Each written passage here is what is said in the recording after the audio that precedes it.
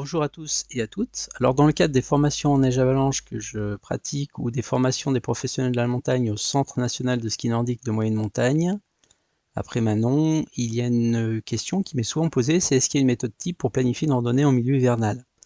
Alors la réponse à apporter ne peut pas être manichéenne, il y a plusieurs façons de faire. Je vous invite à d'abord utiliser déjà le 4x3 qu'on vous a appris, et puis revoir l'ensemble des outils qu'on a mis à votre disposition avec l'objectif prioritaire, c'est de savoir les utiliser et puis de déterminer les limites pour chacun des outils mis à votre disposition. Je vais vous présenter une façon de faire qui est plutôt personnelle.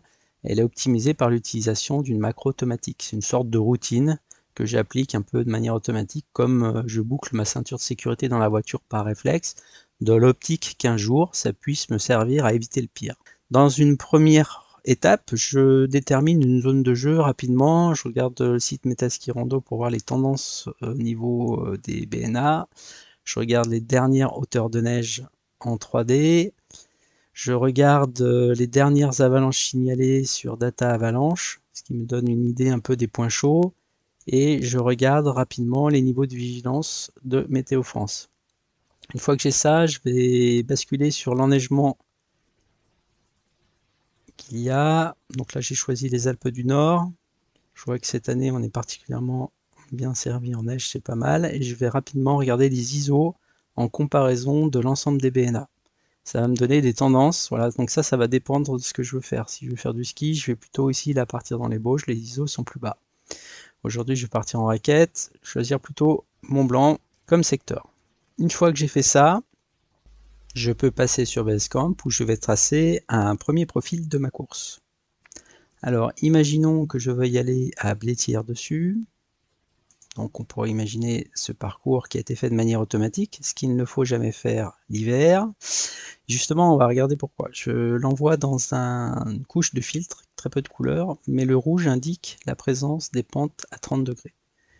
Donc, je vais m'amuser à injecter cette trace GPX de manière automatique dans Yeti, dans Géoportail, et puis voir le comparer par rapport à Data Avalanche.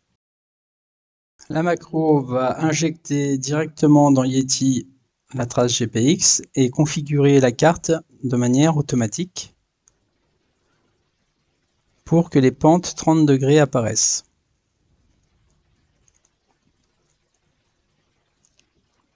Elle invite à télécharger et prendre connaissance du bon bulletin neige avalanche et invite au passage à une petite révision géographique. On part du côté de Chamonix.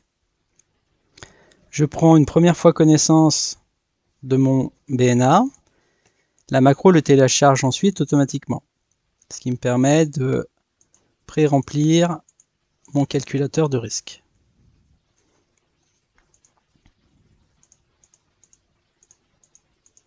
Le téléchargement du BNA est terminé. Je vais me réapproprier celui-ci en soulignant, en reprenant les choses importantes. Puis je passe à la suite de la macro. Celle-ci me demande de rentrer les informations de mémoire afin de pouvoir calculer le risque. La macro invite au téléchargement automatique du bulletin neige avalanche afin de satisfaire mon obligation de sécurité de moyens renforcés. Cette obligation de moyens de sécurité renforcés n'est surtout pas à sous-estimer pour un professionnel. Il est en effet indispensable pour celui-ci qu'il travaille sa planification sereinement en amont de la réalisation de sa course ou de sa randonnée en montagne. On voit qu'ici, l'outil Yeti a fini de calculer le risque. Il fait afficher en surbrillance sur la carte de couleur de Géoportail des zones bleues. Soit elles sont bleu clair, soit elles sont bleu foncé. Les pentes bleu foncé sont les pentes à risque qui prennent en compte les orientations cochées sur la rose des vents lorsque l'on a rentré nos données. Les bleus clairs prennent en compte les autres pentes à risque. Ne commettez surtout pas l'erreur de croire que seules les zones bleues sont à prendre en compte.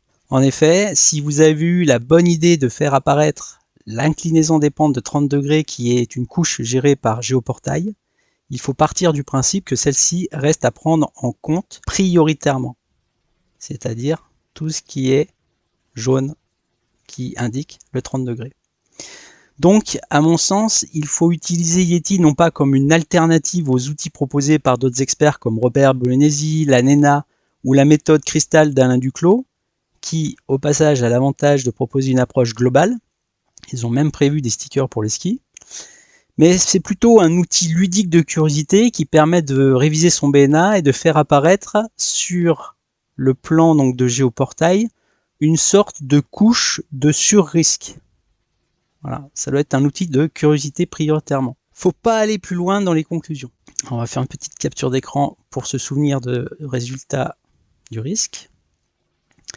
Je pars du principe qu'il faut toujours se méfier des pentes qui nous surplombent, car souvenez-vous qu'un effondrement d'une couche fragile, même sur le plat, peut entraîner un déclenchement d'une avalanche à distance.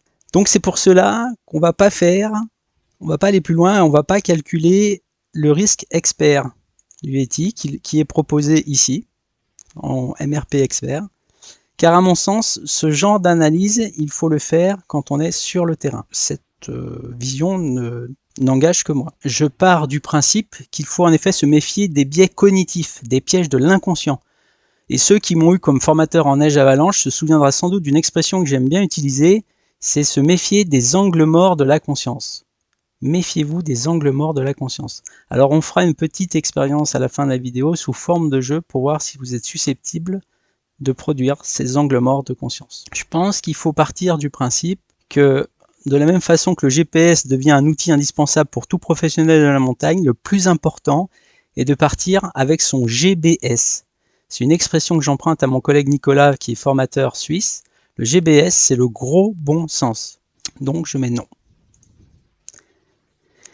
La macro va suivre en injectant la trace sur le site de Géoportail, une de mes parties préférées. Ça apparaît une couche d'arrêté de protection de biotope qui me permet de vérifier que je ne vais pas aller dans des zones protégées avec les clients.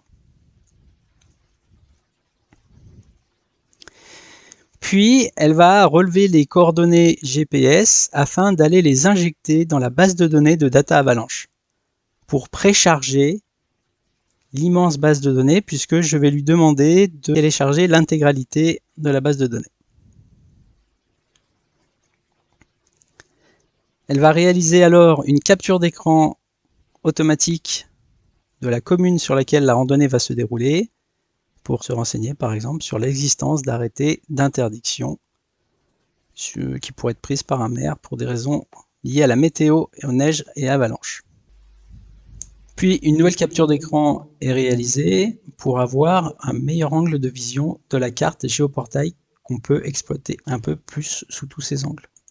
Ne pas hésiter à aller ici, vérifier quelles couches on fait apparaître. Moi j'aime bien faire apparaître les avalanches CLPA d'interprétation et de témoignage. N'oubliez pas que vous avez aussi les informations d'angle ici. Il suffit de faire afficher les légendes.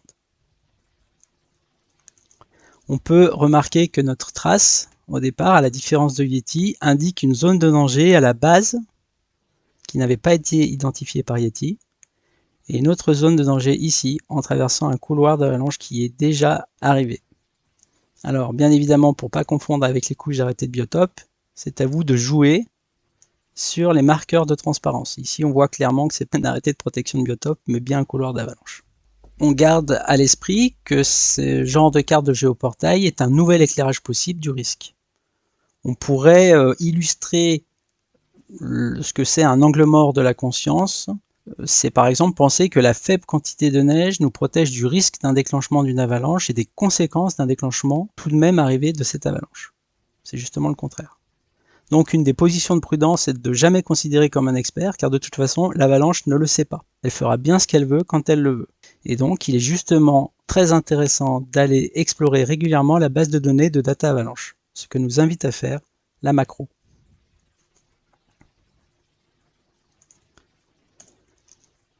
La base semble téléchargée, la macro va donc dézoomer automatiquement jusqu'à rencontrer une avalanche qui a été signalée. C'est toujours intéressant de prendre connaissance des avalanches, même si elles ont eu lieu il y a 10 ans.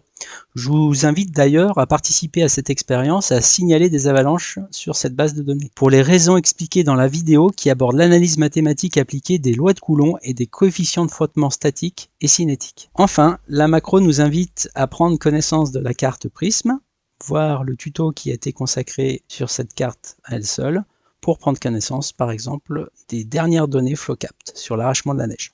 Il est temps maintenant de s'amuser un peu et on va réaliser une expérience en détournant le jeu de cartes de Zener. Je vais vous demander d'observer très attentivement des cartes qui apparaissent à l'écran. Je vous laisse le temps de les observer et je vais vous demander maintenant de choisir mentalement une des cartes qui apparaît, de la visualiser dans votre pensée et de surtout pas changer de choix.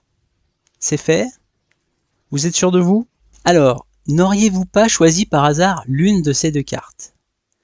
Si oui, c'est à la fois une bonne et une mauvaise nouvelle. La bonne nouvelle, c'est que votre cerveau fonctionne parfaitement, mais un peu trop rapidement. Et donc, il ne pourra sans doute pas échapper un jour à ce piège de l'inconscient, ce biais cognitif que j'appelle l'angle mort de la conscience. Alors, rassurez-vous, ça reste qu'une condition hypothétique. J'ai trouvé un mentaliste qui expliquait ce tour, vous verrez le lien qui est ajouté dans la description. Personnellement, je préfère plutôt utiliser les pistes explorées par Daniel Kahneman, psychologue qui a reçu en 2002 un prix Nobel d'économie alors qu'il n'est même pas économiste. Il a travaillé sur la théorie des perspectives, mais c'est plus particulièrement son livre Le système 1, système 2, les deux vitesses de la pensée, traduit de son ouvrage anglais Thinking Fast and Slow, publié en 2011, que l'on va pouvoir apporter des pistes de réflexion sur sa petite expérience. En gros, votre cerveau a reçu l'ordre de faire un choix. Pour répondre à cette problématique, il a donc observé dans un premier temps la liste des options qu'il avait à sa disposition. Puis, quasi immédiatement, presque instinctivement, il a tranché la question en prenant une décision, sans même que vous en ayez eu conscience. Il a réduit les 5 choix à 2 ou 3. C'est ce qu'on appelle un effet tunnel. Le système 1 élimine presque instinctivement les cartes aux extrémités pour faciliter le choix final de votre cerveau. La carte du milieu est un cercle. Si vous êtes méfiant par nature, et c'est ce que S1 sait aussi très bien faire, vous allez écarter également cette carte, car vous savez que vous participez à une expérience, et donc vous ne voulez pas perdre. Vous ne voulez pas être la proie d'un chasseur ou d'une avalanche. Reste alors le système 2, une étoile et des vagues. Ce sont des symboles plus complexes et qui vous parlent davantage. Ça indique donc que votre système 1 est en pleine maturité. Si vous avez choisi le signe plus ou le signe carré, par contre, mauvaise nouvelle, plus besoin de faire un test PCR, vous avez la Covid, c'est sûr, désolé. Plus sérieusement, vous l'aurez compris, le système 1 est instinctif, ultra rapide et automatique, mais il est assez paresseux sur le plan de la logique ou de la réflexion profonde. C'est celui que vous utilisez pour conduire. Avez-vous déjà eu cette sensation d'être rentré à la maison sans avoir eu l'impression de conduire ou que c'est la voiture, presque en mode automatique, qui vous a reconduit à bon port? C'est lui, le système 1. Le système 2, il est plus rationnel, plus analytique, mais aussi beaucoup plus lent. Il va consommer sans doute beaucoup plus de sucre. Il va vous demander plus d'efforts. Mais c'est celui-ci qui va vous protéger des angles morts de la conscience. Il va falloir donc l'utiliser dans votre planification en amont, mais également sur le terrain. Et puis, ce n'est pas tout. Mais avant de conclure, histoire de meubler utilement le fond de cette vidéo, je vais maintenant partager avec vous le travail de synthèse que j'ai réalisé sur un mind mapping qui aborde les différentes cartes de géoportail qui pourraient vous intéresser lors de la préparation d'une planification hivernale. Conclusion générale sur cette dissociation du discours entre l'image et le son. Il faut aller un maximum sur le terrain, on le répétera jamais assez, encore du terrain. Amusez-vous à creuser, à faire les shadocks, à chercher les couches fragiles. Vous découvrirez peut-être que si certaines sont temporaires, d'autres vont durer tout l'hiver. Essayez de mentaliser les amorces, les forces en présence, les couches fragiles, de quel type de grains seront-elles composées. Jouez avec les indices de dureté et d'humidité. Jouez à deviner où seront les propagations de rupture, les types de couches fragiles qui seront observées. Et puis, anticipez une défaillance de votre système 1, y compris dans le 4x3. Il faut s'y préparer. Il faut faire face aux conséquences donc d'une possible avalanche. Donc, il faut se recycler régulièrement. Mettez à jour vos connaissances, faites vérifier vos DVA, rentrez dans une dynamique de groupe, lancez-vous des défis chronométrés, revenez sur vos erreurs et essayez de comprendre vos faiblesses. Et puis, Il faut continuer à ouvrir les questions. Intéressez-vous par exemple au PIDA, aux possibles arrêtés d'interdiction, les municipaux, les préfectoraux. Restez curieux sur les dernières avancées en matière de recherche. Suivez les travaux des experts, leurs vidéos. Suivez les publications de l'ANENA. Prenez du bon matos et pas de l'ultralight. Le jour J, les temps d'entraînement vont être doublés. Alors, mettez dès à présent toutes les chances de votre côté en ayant du matos solide et qui va durer dans le temps. Conclusion de la conclusion. On a une chance, c'est de vivre une super époque où on a plein d'outils à disposition. Mais le meilleur outil, c'est celui dont on arrive à se servir presque instinctivement. C'est donc celui qui est compatible avec votre système 1. C'est par exemple le DVA que vous allez pouvoir réutiliser presque immédiatement sans avoir besoin de lire le mode d'emploi alors que ça fait 6 mois qu'il est resté au chaud dans votre placard. Et deuxième condition, il faut avoir déterminé, trouvé, accepté les limites et les imperfections de chaque outil. Votre meilleur outil, c'est celui qui respectera ces deux conditions. Et enfin, s'il ne devait en rester qu'un, c'est l'outil psychologique. Ne partez pas sans votre GBS, car à défaut, votre trace sera délicate sur le plan du risque et la probabilité fait que si la loi de Murphy s'invite en plus, le DVA, la pelle et la sonde ne seront plus autant efficaces. Bonne randonnée, bonne course en montagne, avec du bon sens. Reste plus qu'à connaître la définition que l'on peut en donner, mais ça, c'est encore un autre sujet à explorer.